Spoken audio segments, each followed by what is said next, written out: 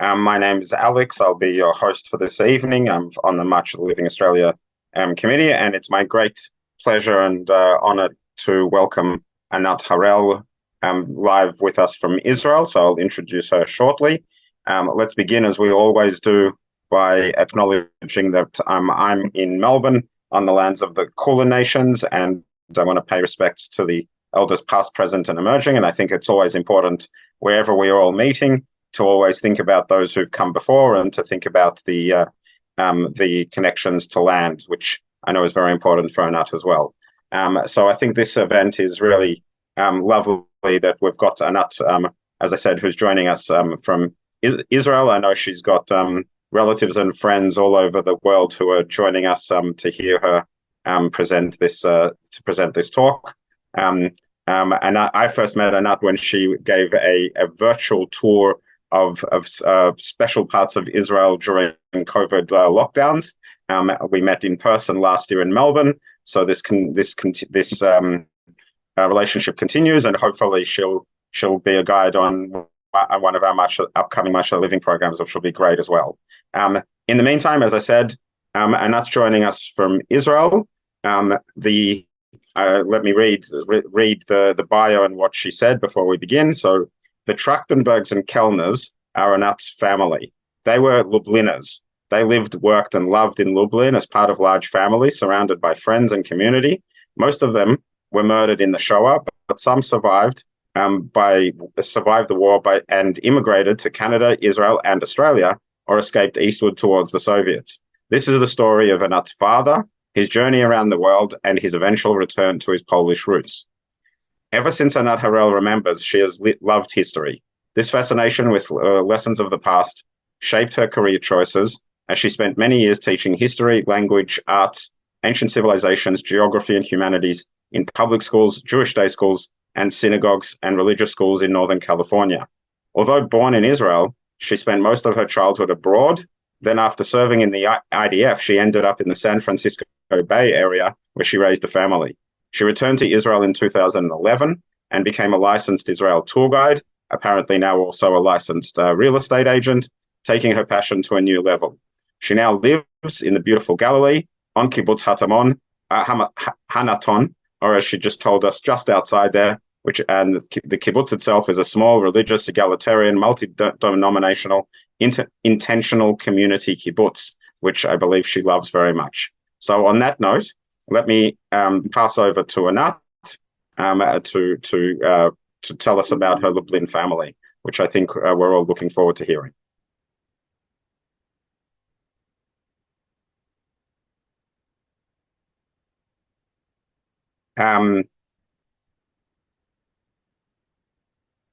You're on mute. Can you not unmute yourself? There you go. Thank you. I was muted. Thank you very much, everyone. Hello, Australia. Hello, cousins. I have cousins on this I have family from Australia, from Paris, and from all over the place. Thank you very much. Yes, so my name is Anat, and I met Alex and Cedric during COVID, and then we met actually in person. It was lovely. And the presentation I'm about to give is not even the culmination, it is the midpoint of an amazing journey that I have been on following my father's journey. My father passed away last year in February, and I inherited hundreds of documents of his, and I basically continued his research and search into his Polish roots.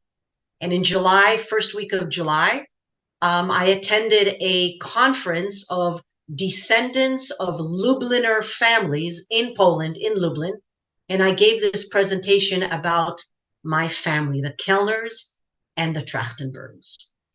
So I'm hoping that many of the March of the Living, I'm assuming you were in Lublin, yes? And I'm hoping that you went into the Grodzka Museum, the Grodzka Theater, and if not, it has to be added to next year's, because let me tell you, it's an amazing story. All right? Okay, here we go. Everyone is muted. Let me finish the presentation. At the end of the presentation, because it's only 12:30 in the afternoon in Israel, I can stay on for hours answering questions, not a problem. Okay? All right. Share screen. Here we go. Ladies and gentlemen, a Lubliner's journey, Renewal 5 to Grodzka 21. On the left is Renewal 5. It's the building on Renewal Street, number 5. And on the right is a print of the building on Grodzka Street, number 21. Both of these homes are essential to the story of my father. Here we go. And so when does this story begin? Basically, I've decided to start it in 1994. So what happens in 1994? My father and mother are living in California, in the Bay Area, in the San Francisco Bay Area in California. And my father works for a company called CTI, doesn't matter, but he is in charge of, he represents the company. He represents a company in South America. My father speaks Polish and Hebrew and English and Spanish and a little bit of Yiddish. He speaks all kinds of languages. And because he speaks Spanish, my father represents TCI in South America. One day, my father is sitting in his office in his company at TCI, in his office at TCI, and somebody knocks on the door. My father opens the door, and there's this guy there, and he says, "Hey, Tzvi, is it true that you speak Polish?" And my dad looks at him and says, "Yeah, I was born there." And he says, "Oh, great, listen, our Polish representative, the guy who represents the company in Europe, is sick, and tomorrow he has to get on a flight to go to Warsaw in order to sign some papers. Would you be able to go instead of him, please?" And my dad's going, "What? Poland?" He says, "Poland?" He says, "I haven't been in Poland in over 50 years. I left Poland in 1957. And I don't know, I've never thought that I would have to use my Polish again." He says, "You know what? What an adventure. Yes, I'll do it." And so the next day, my father gets on a plane and he flies into Warsaw. He arrives at the Warsaw airport, picks up his luggage.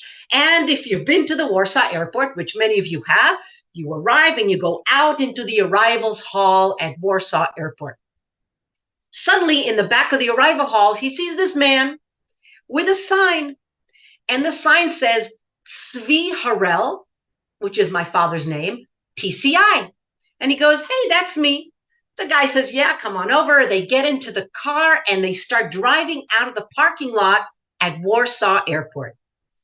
And the guy is really talkative, blah, blah, blah, blah. And my father's sitting in the back and he starts talking and he says, "Where are you from?" And my father says, "Well, I live in California." And the guy says, "Oh, is it true that you speak Polish?" And my father says, "Yes, I was born here." And the guy keeps chatting and he says, "Really? Where did you pass the war years?" Because when you're in Poland, a lot of people, that's one of the first questions they ask you, where did you pass the war years? Speaking of World War II. And my father says, "Oh, during the war years, I was in Australia." And the guy goes, "Oh, that's funny. I had a really good friend who was born here and spent the war years in Australia." And my dad says, "Really? What was his name?" And the driver is driving, goes, "Oh, his name was Henry Trachtenberg." And my dad goes, "What? That's me. I'm Henry Trachtenberg." The guy pulls over to the side of the road, turns around, he goes, "Hey," he jumps out of the car. They both jump out of the car. He says, "It's me, Kajo." And they hug and they hug. It turns out, ladies and gentlemen, that my father runs into his best friend from the Polytechnic University from 1954 as he arrives at the airport in Warsaw. They haven't seen each other. This was 1994, 50 years they hadn't seen each other. What an amazing coincidence. At that moment, my father's life changes. Okay, he says, wow. And from that moment, he couldn't stop talking about Poland and about his friends, and he reunited with his classmates and from the Polytechnic University, and it was just an incredible, incredible time. And that was when he started to really open up to maybe doing much more research, maybe going back to Poland. And that's the beginning of the journey back into Poland. So here we go. Let me share the screen again. All right. So this was 1994, and we begin the story right here. Okay. A Lubliner's journey from Rinnik 5 to Grodzka 21. Lublin to Sydney to Warsaw to Israel to Dar es Salaam, back to Israel to Lima, Peru, and then to California. That is my father's journey. My father is born in Lublin, Poland, September 24th of 1936. Look at him. Isn't he the cutest chub boy? And that is my grandmother. Her name was Sarah Kelner. And that is my grandmother and my 1-year-old. Now, you know, what is he, 6 months there? And that's when he was 2. That was the winter in Lublin. If you've been to Lublin in the winter, you have to dress like this. He was so cute. And this is my grandfather and grandmother with my father. This is the photo that my grandfather has taken right before he leaves and he emigrates to Sydney, Australia. All right.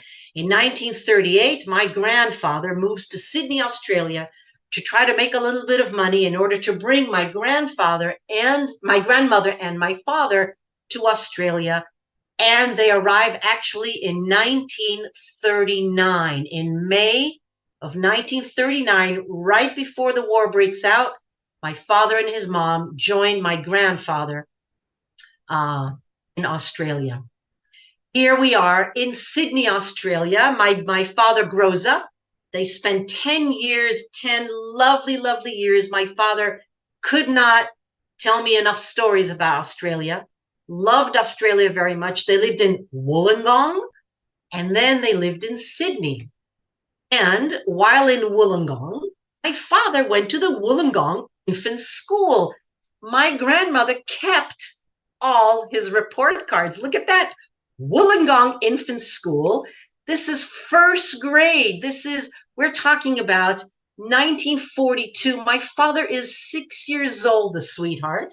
A very intelligent little boy, has spirit and originality, and his schoolwork is very good.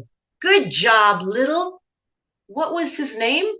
In Australia, his name was Herman, but he was not born with that name. He was born with the name Henrik. But when you go to Australia, you change it because us Jews, we have different names for different places we live in the world. His name in Australia was Herman.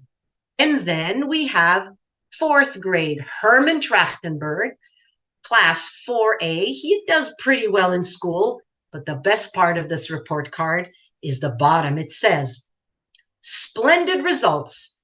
Herman is interested and has ability, which he is eager to display. Thank you very much. But he is noisy and talkative at school. I love this part. Just like his daughter, my 4th grade teacher called my mother and said to her, Anat doesn't let anybody else talk. Please do something about that. So I got that from my father. And the next one is, look at this. They moved to Sydney. And in Sydney High School, my father, this is his 7th grade report card. Okay. Yes, so I have his report cards from years and years, 10 years in Australia. In 1949, my grandfather and grandmother decided, this is after the war, they need to go back to Poland and to help rebuild Poland. All right. After the war, Poland was almost all destroyed. They want to go back and they want to help rebuild Poland. They leave Sydney on this ship. And this is a photo taken on the ship back to Poland. My grandmother and grandfather and my father are right there. It is my grandmother, my father, who is 13 years old, leaving his beloved Australia, and my grandfather right there on the Orient Line FMS Orcades on the 2nd of May of 49. They arrive in Poland, and my grandfather, I have all his report cards. His mother kept his report cards. Now notice this, he's now back to being Trachtenberg Henrik, okay? This is a report card from 1950, 1951, and this is his matriculation, meaning his graduation. This is this is the document that shows his high school graduation. He was born in 1936 in Lublin. They are now in Warsaw, by the way. Trachtenberg Herman. They wrote it as Herman. Herman Henrik. It's both his names, right? So this is his graduation papers. This is a photo he took with a very good friend as he entered the Polytechnic University in Warsaw. My father started to study electronic engineering, which was something very, very, very new in 1953. And this is his first report card from 1953, 1954, first semester. Notice that, again, he's Trachtenberg Herman at the Polytechnic. And these are his grades out of 5, 3.5, 3. What is his best score? What is the best grade he had? A 5 out of 5 in Marxism, which is, remember, Poland is now a communist country. And aside from mathematics and physics and technology, you have to learn Marxism. And my father was very good at Marxism. His professor was Professor Schubert. I'm pretty sure Mr. Schubert or Professor Schubert was Jewish. So this is a very interesting document in itself. From Warsaw in 1957, my father and grandparents moved to Israel. My father is studying Hebrew and working at Kibbutz Givat Brenner. He's in an ulpan in Givat Brenner, and that is where he meets my mother. My mother and my father meet in 1958, and they marry in 1960. Look at them, they're so beautiful. So this is a wedding picture, and I have all of their little, what are they called? They're not the little prints of they give you copies of the pictures so you can select them. I have the whole page and of photos from their wedding. How cute. And of course, the next thing that happens is the best thing that ever happened to my father, me. I was born in 1962. And here I am, and my parents buy a small apartment in the brand new Yoseftal neighborhood in Bat Yam, and that is where they live for about a year. After that, my father, who has joined the army, my father was now an officer in the Israeli army. He is an electronics engineer, and he speaks fluent English, having grown up in Sydney, Australia. His fluent English gives him all kinds of amazing benefits. And one of them is my father is sent to Tanzania in Africa to represent the army in different kinds of aspects. And before we moved to Tanzania, I was born Anat Trachtenberg. That was the name. And David Ben-Gurion, who was the first prime minister of Israel, decided no Israeli is going to go abroad and represent Israel with an old country name like Trachtenberg. You have to make it Israeli. So my father changes our name from Tzvi Trachtenberg, Perla Trachtenberg, and Anat Trachtenberg to Harrel, Tzvi Harrel, Perla Harrel, and Anat Harrel. My father's name, Tzvi, he chose when he moved to Israel. The word Tzvi means gazelle. His Hebrew name was Hirsch. Herman, Hirsch means gazelle. So he just translated it into Hebrew, into the word name Tzvi, and that is how my father, Henrik Trachtenberg, Herman Trachtenberg, becomes Tzvi Harrel, 1963. A very typical journey for many of the Jews of the time that moved to Israel. So we moved to Tanzania, Dar es Salaam in Tanzania, where my father works with the police. Tanzania was a brand new country. It just got its independence in 1963. And my father taught the very first class of police officers how to make transistor radios. You know, the little tiny transistor radios? And we were there till 1967. The best thing that happened in Africa was in 1966, my brother is born, Micah. And we make a lovely, lovely little family. My father liked photography. He liked taking pictures of the family. Here we are in end of 1966, before we moved back to Israel. We moved back to Israel, and yours truly does kindergarten in Israel. Here I am on the very left side during Hanukkah. You see the little oil containers we have here. Finished kindergarten. That is my teacher, Leah, from kindergarten. And in Israel, my home in Israel really was in Petach Tikva with my grandfather, Ben, and my grandmother, Sarah. And that was where my heart has been ever since, with my grandparents in Petach Tikva. From there, we moved to Peru. This is the home we lived in Lima, Peru. And in 1974, my sister is born, my sister Dana. My little baby sister is born in 1974. And my father rediscovers the Pacific Ocean. Now, he fell in love with the ocean when he lived on Bondi Beach in Sydney. My father lived right there on Bondi Beach. And he kept telling me stories about, he had some of his neighbors had cockatoos and the Bondi Beach. And so when we lived in Lima, he fell back in love with the Pacific Ocean, and he learned how to surf. That's my father surfing right there in Lima, Peru. And we will get to why this is such an important thing. It is in Peru that I lived for 10 years. I grew up in Peru. This is a happy family at El Silencio Beach, which was my father's favorite beach. And from Lima, there are F-16s flying over my head. I hope you can hear them. Can you hear them?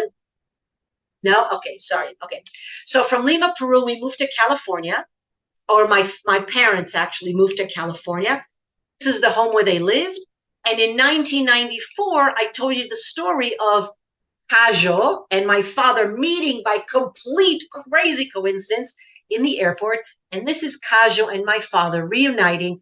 And Cajo visited California, and my father visited Poland starting in 1994.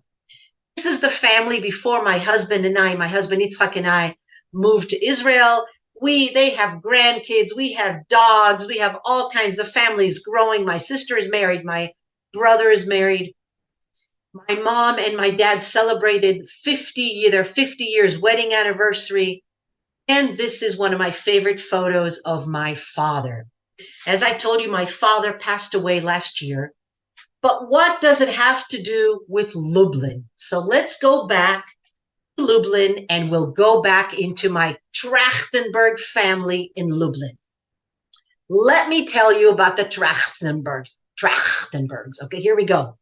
Moshe and Dvorah Trachtenberg, these are them. I don't know if you walked along the old town in Lublin, but everywhere you walk, there's photographers trying to take your photo and give it to you for a little small donation.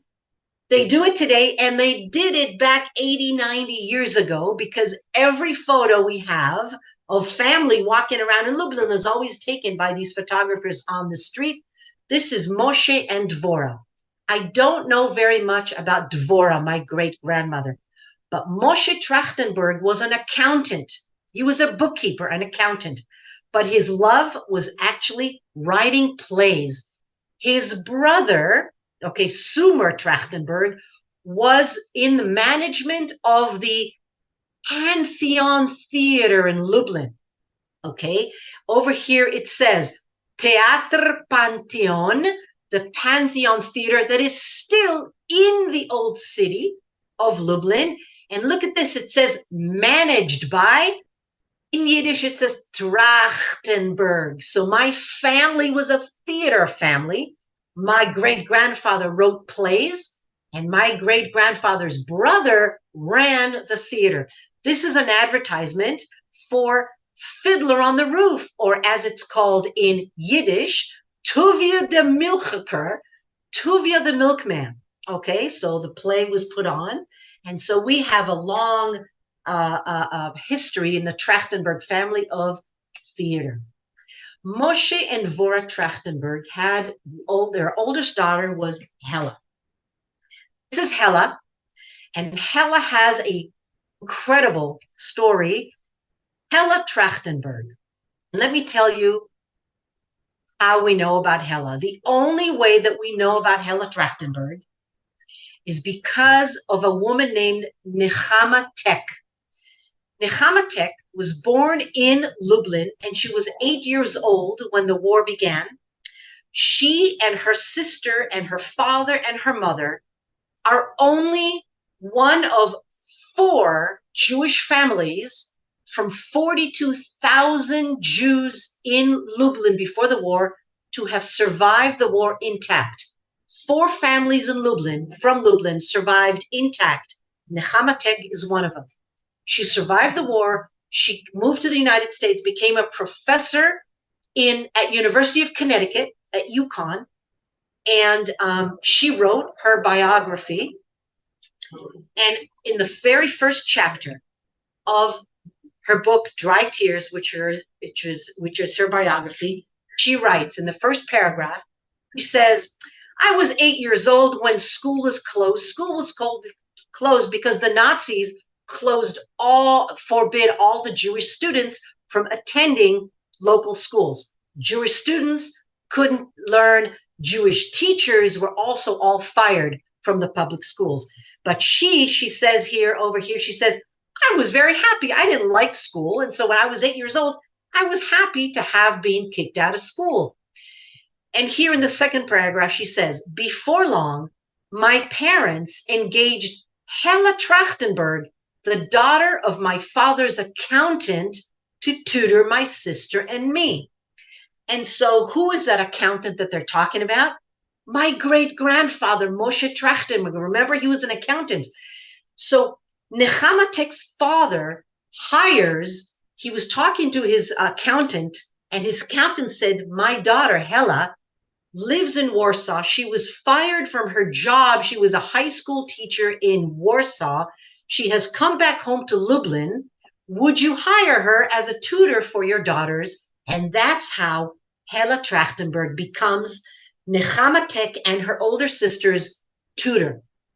It turns out the Nechama was tutored by Hella Trachtenberg for 2 years, 1940 and 1941. And Nechama loved my great aunt Hella. She writes about her in the whole first chapter, how she loved her. She was so nice, and how she taught them this and that. And because of Hella Trachtenberg, she learns how to love learning, and she talks about her. And at the end of the first chapter, she says that regretfully, Hella Trachtenberg was killed on the streets of Lublin in 1942. And that is the only way that we actually know what happened to Hella Trachtenberg. I gave this presentation on July 3rd of 2023, and Nechama Tek, born in 1931 in Lublin, she happened to pass away just a month ago, exactly a month ago, in New York. She died exactly a month after I gave this presentation. And it was so emotional because in the audience, when I gave this presentation in Lublin, sat Nechama Tek's daughter, Leora, and her son Roland. Nechama Tek wrote the book called Defiance. Defiance is the story of the Bielski brothers, the partisans, the Bielski brothers in the forest. And that book was made into a movie called Defiance that won an Oscar for Best Foreign Movie. And her son, Roland Tek, was the producer of that movie. Crazy, crazy, crazy. But anyways, I'm connected to all of this, and it's just amazing. All right, let's move on. Hella Trachtenberg, we don't have anything of hers. But do you remember that I told you that I inherited from my father boxes, shoe boxes full of documents? As I am having all of these documents translated by Yola, my amazing Polish translator, she and I have sat for hours and hours. I'm over 60 hours so far, translating letters from Polish into Hebrew and Hebrew into English. We found a postcard. And this postcard is from Warsaw of the 22nd of March of 1935. And it says, Dear Biumku. Biumku was my grandfather, Benjamin's nickname. And this is a postcard written by Hella, his sister. And she talks about she's worried about their father who is not earning a lot of money and what's happening, and please tell her. And she mentions their brother, Yuda. This, guys, is how I'm learning about my family, because Hella Trachtenberg was killed in the Holocaust, and so was Yudik. Her brother, Yuda, was also killed in the Holocaust. But I found the only thing that any of us have that has Hella Trachtenberg's writing on it. And when I showed this in the presentation that I gave in Lublin, both Nechama Tek's son and daughter had tears in their eyes because, their mother loved Hella so much. It was very, very emotional. So the second daughter in the family was Tova. Tova married Abram Zisserman, and here they are walking down the streets of Lublin, and they got their picture taken by the photographers on the street. And they actually moved to Israel in 1934. They were Zionists. They wanted to move to Israel. They moved to Israel, lived in Petach Tikva, and I actually got to know them, Topka and Avram Zisserman in Petach Tikva. Next sister is Edja. This is the only photo I have of Edja. Edja was killed in the bombing in 1942 of Kiev. She lived in the Ukraine, what is today the Ukraine. She died on the streets of Kiev in a bombing in 1942. Benjamin is my grandfather. We will come back to him. And Yuda, we've mentioned Yudik was his nickname. Yudik, we mentioned Yuda. Yuda, in 1932, this photo was taken when he went to a place called Hachshara. There were places in Poland where you went and you learned how to work on a kibbutz, because they were planning on making aliyah to Israel. To Palestine at the time. I don't know why he never actually made aliyah, but this is 1932. And I also found among the papers, I found another photograph of Yuda. And on the back, he signs it. You see that in Hebrew, Yuda, and he writes Luj. Right? Łódź is where he lived, and it's 1935, the 12th of December of 1935. We know, because of Nechama Tek's book, that Yuda and my great-grandparents were all sent to Belzec, to their death in Belzec from the ghetto in Lublin. So my Yuda and my great-grandparents all died in Belzec, all were murdered in Belgium. The little brother of the family was named Isaac. And Isaac, that's him, he met Hella Weiss. Hella Weiss and her family moved to Canada. And Isaac and Hella moved to Canada together. They escaped the war actually by running out, going east towards the Soviets. They survived like 250,000 Polish Jews in the Soviet Union, came back to Poland, and from Poland they emigrated to Canada. And that is where they live, and and you see this young lady over here, her name is Dvora Trachtenberg, named after her grandmother. Dvora Trachtenberg is my father's first cousin, and I was with her in Lublin just a couple of months ago. All right. Yamin. He meets Sarah Milka Trachtenberg, which is my grandmother. And my grandfather, you guys, he was a poet. And he wrote love letters to my grandmother. And she kept all these love letters. And I have them. And I've been translating these love letters from Polish to English. Here we go. First love letter. Friendship. A young woman I've known for 5 years, whom I love above else, without whom the hangman will take me. He writes this when he's 17 years old in 1926. When he was 14 in 1923, he wrote this. Once upon a time in the Pantheon, remember what the Pantheon was? It was the theater that belonged to his uncle, right? So my grandfather's uncle owned or managed the theater. Once upon a time in the Pantheon, I introduced myself. We stretched our hands and shook, and she said yes. That is how years go by, and months and days, and it's not a riddle because I am next to my Salunia. Salunia was my grandmother's nickname. We love each other. I love my Sala, and we kiss secretly away from her mother. There are also fights between us, but we make up with kisses. More than this, I do not write, just this, that God protect my Sala, so in the future he will give her to me. And he signs it right down here, B. Trachtenberg. That's my grandfather. He was quite a brilliant man. In 1931, my grandfather is living in Lviv. He's living in Lviv, working, trying to earn some money so that his bride-to-be, 21-year-old, my grandmother, 21 years old, will move to Lviv and they want to get married. A month before she moves in December of 1931, he writes her a long, long letter explaining exactly what she needs to bring to Lviv. And I have this letter. And this is what he writes to her.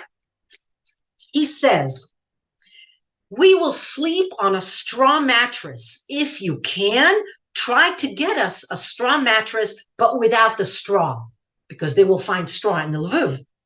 Sell what you can on the list, and all that you think we may need. We need as much money as possible. And then all of these underlined things are things that he tells her to bring. You need to bring this and that and this and that. And he says, buy a few kilos of schmaltz. Do you know what schmaltz is? Chicken fat or goose fat that was used for cooking, because apparently in Lublin it was cheaper than in Lviv.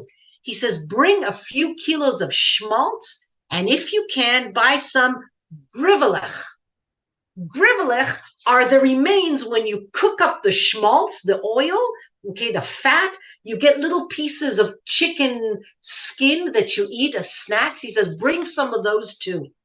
And he tells her, bring this and that. And at the very end, underlined here, he says to her, don't forget, you don't need to bring any Pesach dishes because our kitchen will be treif, meaning in our house, we will not keep kosher. My grandfather, he did not keep a kosher kitchen. Yeah, so he tells her all these things the month before they get married in December of 1931. They eventually get married, and my father, Henrik, that eventually becomes Tzvi, is born. When he's born in 1936, my grandfather, okay, so this is the way it works. My great-grandmother, who lives in Lublin, says to her daughter-in-law, you're not giving birth to my grandson in Lviv. There are cockroaches in the hospital. That's the story. So my grandmother goes to live with my great-grandparents at Rinnik number 5 when she's very, very pregnant, waiting for my father to be born. Her husband, my grandfather, has to go back to work in Lviv. They live in Lviv. So he's over there. When my father is born, my grandfather's not even at my father's birth. But the morning my father is born, look at this, 24th of September, all right, 1936, it says right there, they send a telegram to Trachtenberg in Lviv. And it says, the telegram says, in good health, she gave birth to a boy. Sina is a boy, the parents. So how does my grandfather find out that my father is born? From a telegram sent from Lublin to Lviv. She's in good health. The baby is born. Parents. That's this. You guys, I have this telegram in a folder. It's incredible. And then on the 1st of October, this is the invitation to my father's bris, to his circumcision. All right. And look at this. It happened on Renewal number 5, apartment 15. I keep showing you, I have all these things that shows exactly the address and the apartment number where my father was born, my grandfather's apartment. Not only that, all these telegrams congratulating for the bris, for the circumcision of my father. He says, may you raise him to be a good man. From the Fischler family from Krakow. Who were the Fischlers? I don't know, but it was sent to Trachtenberg, Renewal 5, apartment 15 in Lublin. And that is where I was here in the first week of July of this year. The most beautiful telegram we have is this one. It says Polska Posta, which means Polish post. It opens up. It's just gorgeous. And this is the inside. On the very 1st of October at 9:32 a.m., okay, from Łódź to Trachtenberg, Renewal 5, is a telegram that says the following. It says, I will not be present at the festivities. I wish you health and happiness, Yuda. Do you remember that brother? The brother that died in Belzec, my grandfather's brother that was murdered in Belzec. He sends a beautiful telegram. Look how beautiful this telegram is. This is the front, this is the back, and this is the inside of this telegram that my great uncle sends on the birth of my father. Okay, so Tova and Avraham in Israel, they have 3 daughters, Rachel, Shoshana, and Hannah. My grandfather, Binyamin, and Sarah have Tzvi, my father. And Yitzchak has 2 children, Dvorah and Mark. My father eventually marries Paula. Remember, I told you they met in Israel. And the 3 of us are born, Anat, Micah, and Anna. And that is the Trachtenbergs. Let's go to the Kelners. My grandmother's family, Kelner. If the oldest thing that I have found is the death notice of my great grandfather, Yosef Kelner. And it says, after much suffering and pain, Yosef Kelner died on the 7th of March, 1938, at age 75. The procession, the funeral procession, will leave to the Jewish cemetery from the Jewish hospital. Okay, and it says from the son, daughters, daughters-in-law, and grandchildren. All right, now it says son, but he had 2 children, 2 boys. And I was wondering why, and I figured it out. One of the sons had already emigrated to the United States, and that's why there was only 1 son left in Poland. Bela Zlata, we know that she was the oldest. We don't know much about her except that she did not make it through the Shoa. She did not make it through the Holocaust. Pearl, this is Pearl. Harrel is the grandmother of my Australian family because she marries Isaac Radelman, another family from Lublin. Isaac Radelman moves to Sydney, Australia in 1928. For 2 years, he's working there. He builds a textile fabric business, sends money for his children, 4 children, and wife Pearl to move, and they move to Australia, to Sydney, and build a beautiful family. They move in 1930. They have 4 children, Sally, Dora, Shia, and Belle. And eventually this is them at one of the daughter's 21st birthday. I'm not sure who, but they raised a gorgeous family in Sydney, in Canberra, in Melbourne, in Perth. I have huge family all over Australia, and I absolutely love it. So these are the Radelmans, the Chesters, the Coopers, all of them are related, and this is their grandmother, Pearl, married to Isaac Radelman. Zisla, Cecilia, married someone, I don't know what his name was, and they moved to Argentina. This is still a mystery. I still have to find out. I have family in Argentina, you guys. It's crazy. I still have to find them. Yakov Kelner, he was married. He is the one that stayed in Poland. He was married and had 2 children. All 4 of them were murdered in the Holocaust. Tudik was his nickname. He fell in love with Pauline. Pauline and her family moved to New York. Tudik moved to New York before the war, okay, and changed his name to Charles. And he had 3 children, Jacob, Samuel, and Muriel. And I have family all over the East Coast as well. So this is the Kelners. The Kelners are all over the place because of the beautiful family. Sarah Milka, as I said, married Benjamin and had my father, Henry. Let's talk a little bit about my grandmother, Sarah Milka. Look at this. This year is 2023, correct? I have my grandmother's end of the year report card from the school in Lublin. And how do I know it's exactly 100 years old? Because at the very corner, it says year in school, 1922-23. Look at that. I have her report card from 1923. What was one of the most emotional things for me during this presentation was that this painting, it's really a print. It hung in my grandparents' home ever since I remember, since I was wee like this, a little tiny one, right? And I remember asking my grandma, what is that? And she said, oh, that's where we lived. That's all I got. That's where we lived. I assumed that is something in Lublin where they lived. I assumed she meant Lublin. It turns out she meant that is the building where they lived, in this building. Because I heard rumors from my Australian family that the Kelners had lived in the gate. What gate? This gate.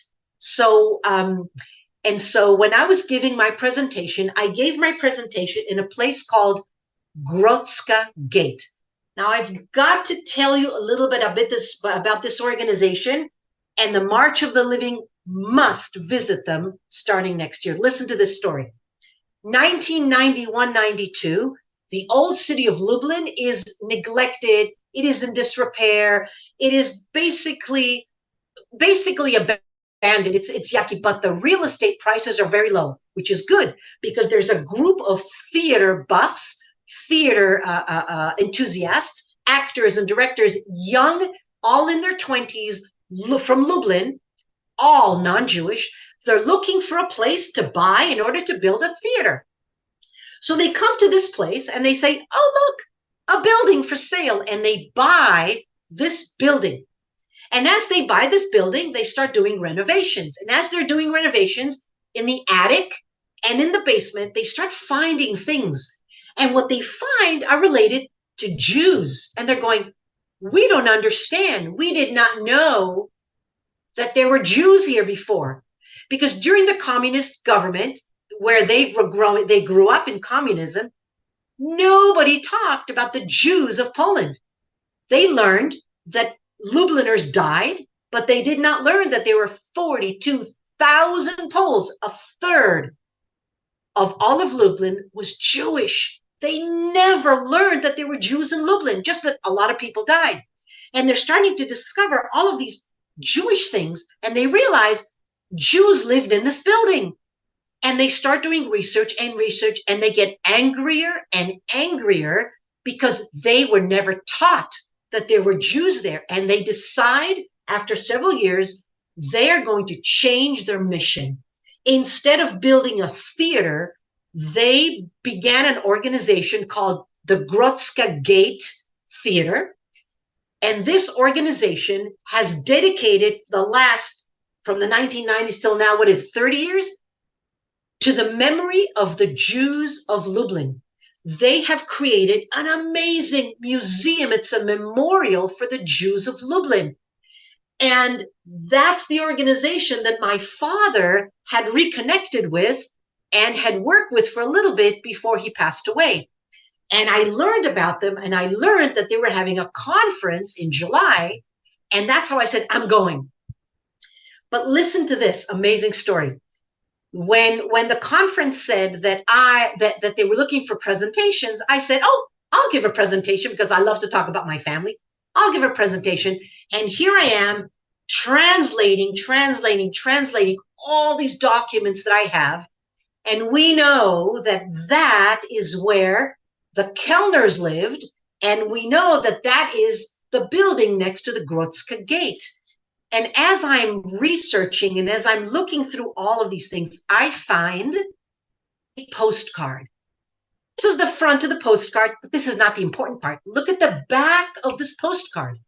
This is a postcard written in 1927 by someone, I don't even know who it is, but it is addressed to Salka Kelner, my grandmother. What is the address of the apartment where she lives? It is Ulica Grodzka 21, Grodzka Street, number 21. What is the address of the Grodzka Gate Theater? It's Grodzka 21. You guys, I was giving my presentation about the Kelner family at the exact place where they lived. And Andrea, who is on this call, she lives in Melbourne. My cousin Andrea says that her grandmother used to tell her that they lived above the gate. Well, we never really understood what that meant until I was there in the big room above the gate giving my presentation. Oh my God, I did it exactly in the apartment where they lived in 1927. Incredible. When I was showing all of this, the Grodzka Gate people begged me, please, let us scan all your documents. And they did. They scanned 106 documents that I had with me in Poland. And they want me to send them all of the rest that I'm going to be translating. Oh, so all of these things are going to be in the museum. And it's absolutely incredible. Okay. There's more. 1974. I'm going back to 1974. My dear, dear grandfather, Benjamin Trachtenberg, has pancreatic cancer, and he is dying. And my father flew all the way from Peru to be at his bedside, and my father and his cousin, Shoshana, are there by his bedside. And my grandfather says to them, come closer. And they come closer, and he says, I have a secret. We have a family secret. And they go, what? I have a sister. And my dad and his cousin say, what do you mean you have a sister? I have a sister. Her name is Maria Teresa. And I think she still lives in Poland. And they say, what? And he says, yes, I think she lives in Zamość. What? Anyways, my grandfather passes away in 1974, but Poland is communist. And my father and his cousin hear this and they go, what? This is incredible. It's too crazy. But the rumors begin in my family. And in 1990, communism falls, right? Poland opens up and a whole bunch of Israelis decide we're going back to Poland to look for our roots. One of those Poles that goes back to Poland to look for the roots is the mother-in-law of one of the daughters of one of my father's cousins. It doesn't matter. It's complicated. But they go to Poland. And as they're looking for the mother-in-law's roots, the daughter starts to say, you know what? I'm going to start looking for that maybe aunt of mine who lives in Zamość. They go to Zamość, they look around, Maria Teresa, they can't find anything. They end up going to Warsaw, to the archives. They're looking through Warsaw in the archives, and she says, let me look up the Trachtenberg name. And she looks up and she finds the name Maria Teresa Trachtenberg, lives on so-so street in Zamość. And she goes, oh, this is my aunt. She is my grandmother's sister. They go back to Zamość and they knock on the door, and somebody opens the door, and my cousin, she's my second cousin, her name is Irit. She says, I almost fainted. Right in the doorway stood my grandmother, someone looking exactly like my grandmother. And I said, hi, I am Topka's granddaughter. Anyways, the woman in the door slammed the door on her. She knocks again. The woman opens and she shows her the picture of Moshe and Dvorah Trachtenberg. She goes, here, here, here. And she looks, and as soon as she saw the picture of her parents, she opened the door and they went in. And this is the video that they took in 1990 with this mysterious sister that had disappeared somehow. She looks exactly like my grandfather, you guys. By this time, my grandfather is dead. Her sister Topka is dead. She's the only survivor of that Trachtenberg family. We didn't even know of her existence. Okay, we didn't even know of her existence. And here, for the first time, she meets family from Israel. They did not know that they had family of Israel. She did not know who had survived. And look at this. I want to show you something very, very special. This is my father's cousin, his first cousin. And do you see this beautiful young man over here? This very tall young man? I connected with him. He's my cousin, Leszek. And he joined me 2 months ago in Lublin. He lives in London. He says, I'm coming to your presentation. For the very first time, I met my cousin in Lublin 2 months ago. And we spent a beautiful 3 days together. And I showed him this video. He had never seen it. He was 17 years old when he, for the first time, realized his grandmother used to be Jewish. So this is what happened. She told us, let me just end the video. This is another, they had 5 children. So this is what happened. Esther Trachtenberg, she was a sister. She was a little bit younger than my grandfather. When she was young, about 14, 15, on her way to school, she used to stop in the several churches that were very close to the house in Lublin. And she used to sit in the church, and she fell in love with the beautiful paintings of Jesus and the beautiful paintings of the Virgin Mary. That's it. She decided that she needs to be Christian. She left home when she was about 17, 18, and was adopted by a Christian family and became Christian. And she went to school to study about Christianity, ended up marrying a Polish army officer, and ended up living in Zamość. The thing is that as soon as that happened, my family sat Shiva on her, meaning they said, fine, they excommunicated her, and nobody talked about her ever again. Actually, that's not quite true, because it turns out that my great-grandfather, in secret, would send the littlest child, he used to send him with a gift or two every once in a while, just to make sure she was okay. He would send her a little bit of money, but no one was supposed to talk about her because she had become Christian. So, ladies and gentlemen, I have a huge family, Catholic family in Poland. So of all of this Trachtenberg family, we had a secret. Somewhere in here between Benjamin and Yehuda was another sister, Esther, who changes her name to Maria Teresa. This is her over here walking with her adoptive family. She marries Tadeusz Andrzejewski. What a beautiful name. And they have 5 children in Zamość. And each one of these children has all kinds of children. So it is incredible how this whole thing happened. But yes, I have family and I have reconnected with them. It is the most beautiful thing in the world. And they, for the very first time, are very interested in this whole story. Okay, 1997 comes along. My father, remember, he had just reconnected with his Polishness 3 years before by finding Kajo in the Warsaw airport. And my father decides, I'm taking my kids on a heritage tour. We go to Zamość to find his aunt. And here we are.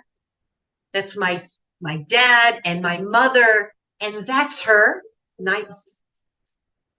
And this is her when she was young. This is her and her children when she was young, Maria Teresa. She had still a picture of Eja. Her favorite sister was Eja, who was killed in Kiev in 1942. And this is their Jubilee wedding anniversary. This is her and her husband and her huge family. It's crazy. This is us in 1990. And this is my Aunt Shoshana. She cried the whole time because her mother had just passed away. And her aunt, her just newly discovered aunt, looks exactly like her mother. So she cried the whole time. It was so emotional. It was a beautiful, beautiful thing. There she is, my grandfather's sister, who nobody spoke about and nobody knew about.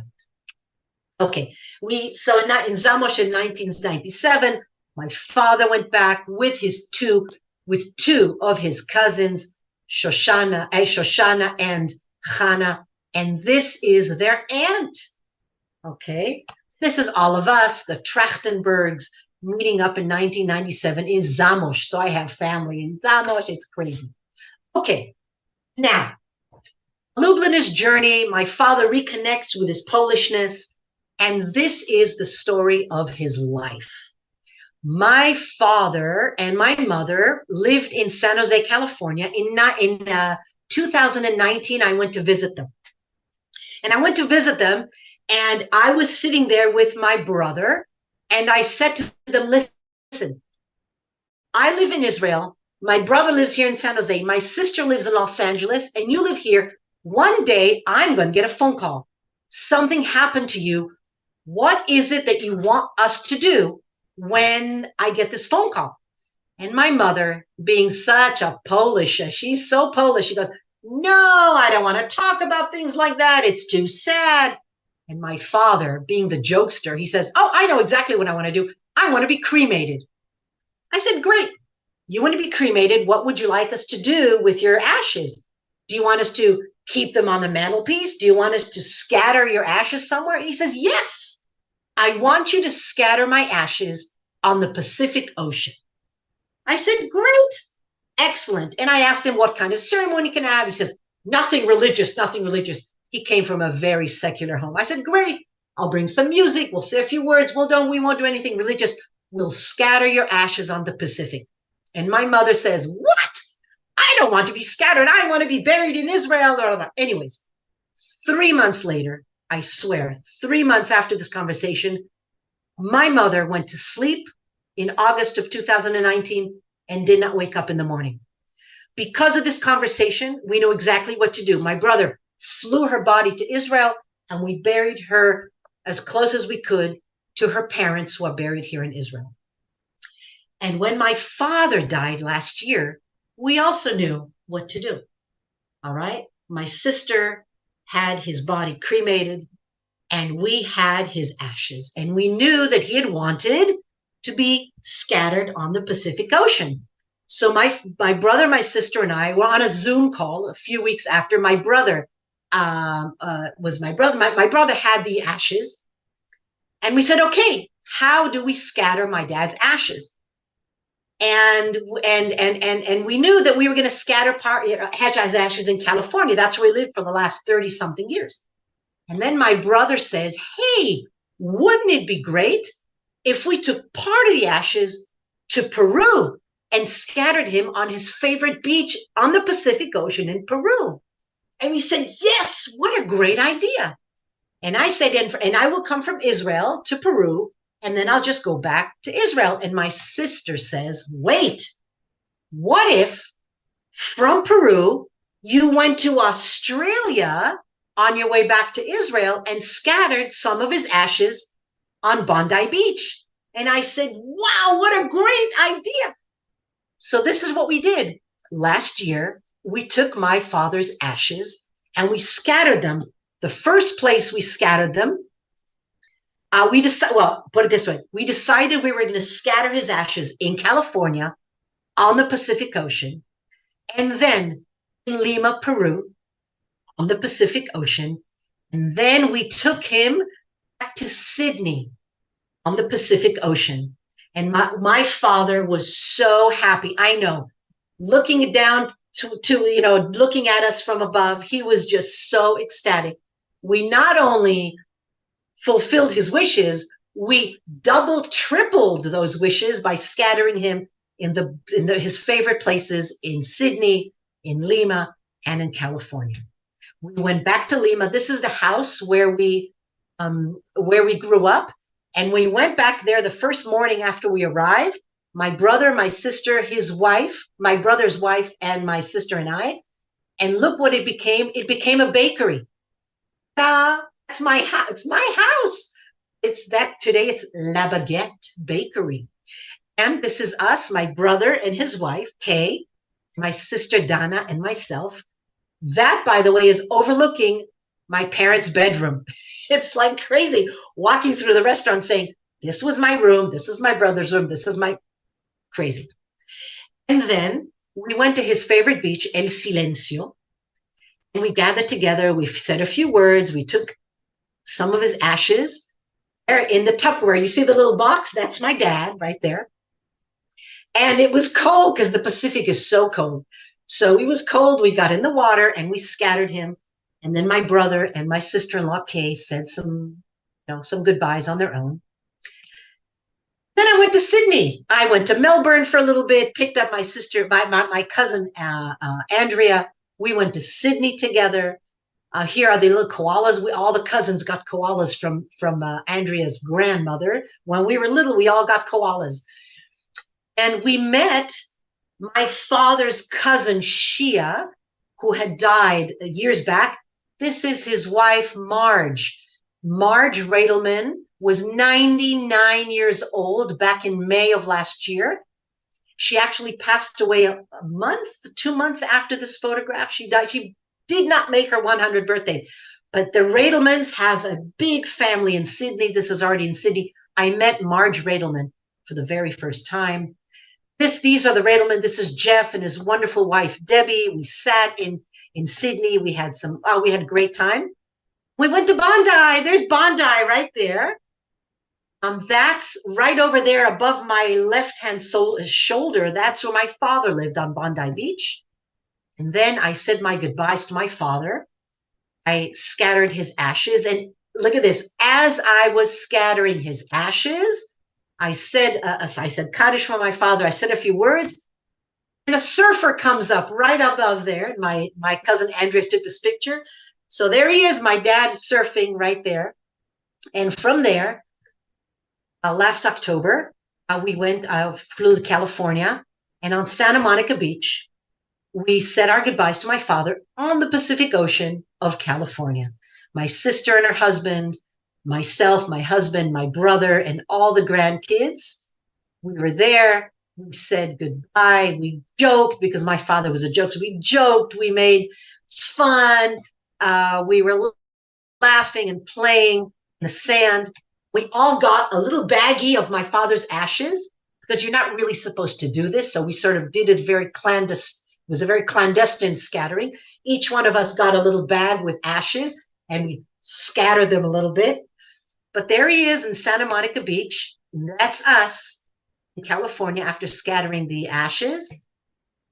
Then my daughter Tamar, who loved her grandfather very, very much, stood there for a little bit saying her own goodbyes. That's it. Do widzenia, lihitraot, goodbye, adios, papi, goodbye, dad. And that's the story of my father. And what I have to say as a culmination that I did not even say 2 months ago, because I did not know, was the fact that my father decided, after my mother passed away, that he was going to reclaim his Polish citizenship. He was ready. And so he started the paperwork to get his Polish citizenship back. His 1957, the Polish government said, you're out of here and you're never coming back. They took away his Polish citizenship. And he started the process and he asked me, do you want Polish citizenship? And I said, no, who needs it? No. He says, okay. But he continued. He asked my brother and my sister, and of course they said, yeah, why not? So when I asked my sister, I said, why do you want Polish citizenship? And she says, oh, I don't know. Just, maybe I'd like to work there or something. And I said, did you ask Dad to get it? And she said, no, he's the one that wanted it. He asked us. And I suddenly realized that was part of his journey. He was ready to accept back his Polishness. And he said, I am going to go back and I'm going to reclaim the Polish citizenship that was taken from me 40 years back. And because of that, I said, you know what? I'm ready to do that too. And I have also applied for Polish citizenship just this past week. Because growing up, Poland was a very sore and painful subject for us. But you know what? Getting to know the Grodzka Gate people and how much they want to memorialize, all these non-Jews wanting to memorialize, to bring back Jewish life, to remember, it's done a lot of healing for me. And I'm ready. I'm ready to say, you know what? Yeah, my roots for hundreds of years were in Poland. Anyways, I wanted to show you a couple of things. Do you remember that tall boy from 1990? That's Leszek, my cousin. We spent 3 days together. And this is Dvora, my father's cousin. And this is the Polish family. And we had dinner together. This was all added later after the presentation because this was after the presentation. But anyways, so yes, the Trachtenbergs and the Kelners are part of my family and very, very emotional. And I'm just in the middle of translating all of this. And I want to thank my wonderful husband, Yitzchak, for helping me to put this beautiful presentation together. And I want to thank my translator, Yola, who is helping me still translate all these hundreds of documents into Hebrew and into English. And Leszek, I see that you're here too. My cousin Leszek is here. Okay, go ahead. You can unmute people. All right. Well, thank you, Anat. This was an absolutely incredible presentation. The way you brought it all together. I met you last year when you were at the tail end of the story, coming to Australia and with your father's ashes. When you came to Melbourne on that part of the journey. But I didn't know most of that. You told us some of it, but you put it all together for me, and I'm sure for everyone. And what amazing connections, Tech, everything. It's just what an incredible story. So thank you, and I think everyone was enlightened, whether they knew anything about it, whether they didn't know anything about it, whether they have a Polish connection or not. I think it was wonderful, and obviously your education roots and guiding roots come out in the way you bring it all together and make it all feel like it comes together so beautifully. So thank you so much for that. We have time. Well, some people I'm sure have to leave because we're well past the half hour. But I know you have time. Minutes. Yeah, I know you have time. But if anyone's got any questions, we'll take 2 questions, and then I think we'll have to wrap it up. But if anyone's got any questions, if you put your hand up or if you can unmute, Cedric, can they unmute themselves now? Yeah. Okay, so if anyone has any questions, you can unmute yourself and ask a question. But otherwise, I don't know if there will be any questions because it was very comprehensive and maybe it's a bit late. So Alex, there's Andrea's got her hand up there, so maybe. Oh, right. Okay, so yes, Andrea, how can I help? Anat's cousin who was mentioned and seen in the pictures. Yes. I don't know if other people have got questions. Perhaps they should ask, because I've just got some additional comments. It's okay. Let people ask questions, Andrea. Let people ask questions. That's what I'm qualifying. If people ask questions, but Anat, do you have the photos of where the Kelners lived? Not here. I mean, yes, I do, but that's for another time. Right, okay. I still have to put. There's so much more. Not right now. Yeah.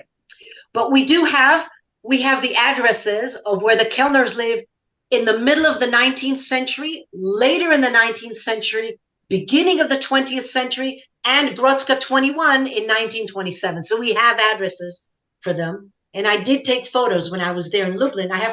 That is another presentation whatsoever.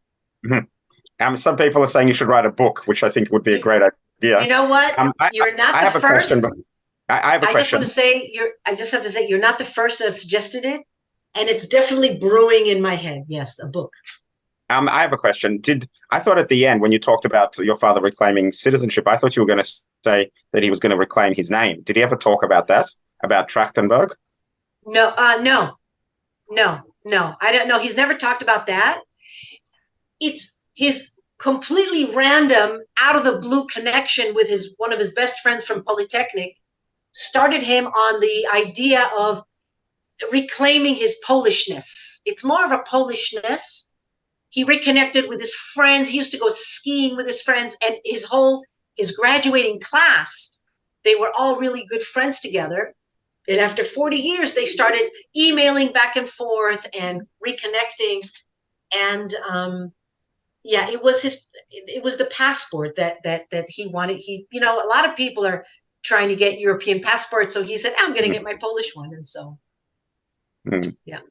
All right. I think we don't have any questions left. I'm sure so many people are processing. No. There's probably a lot of questions. Oh, there's someone. Abby?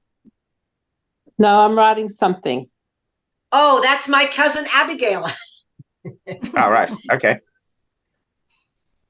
All right. So I think let's hand over to Cedric to wrap it up. And if anyone's got any questions, maybe they can get in touch and privately or in some other forum.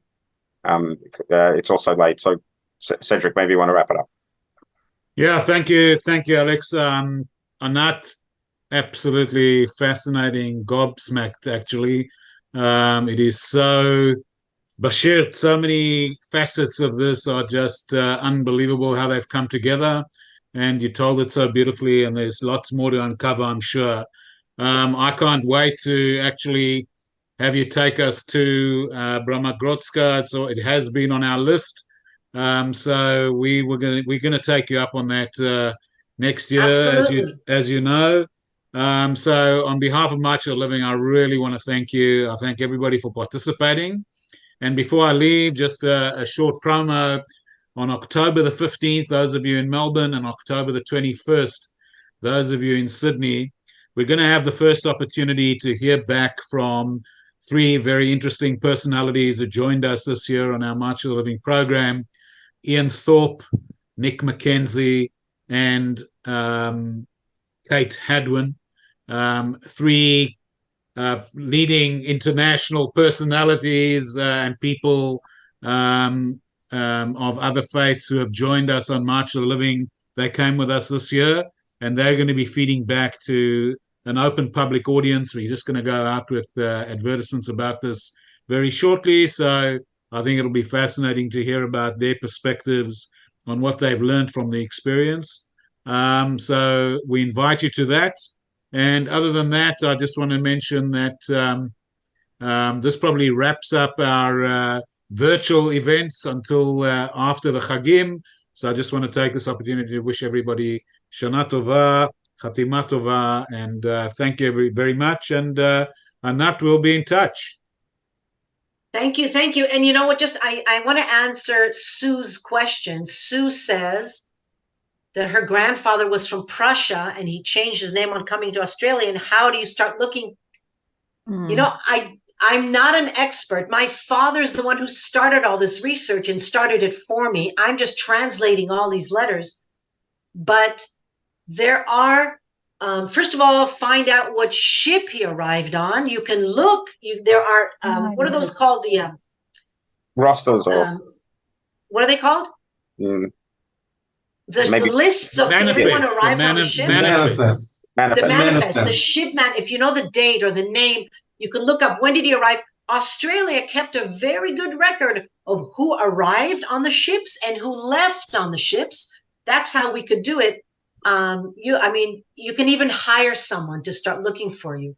But his name is for sure written on the ship that he arrived on, maybe his old name, and then look in the Australian archives to see what new name.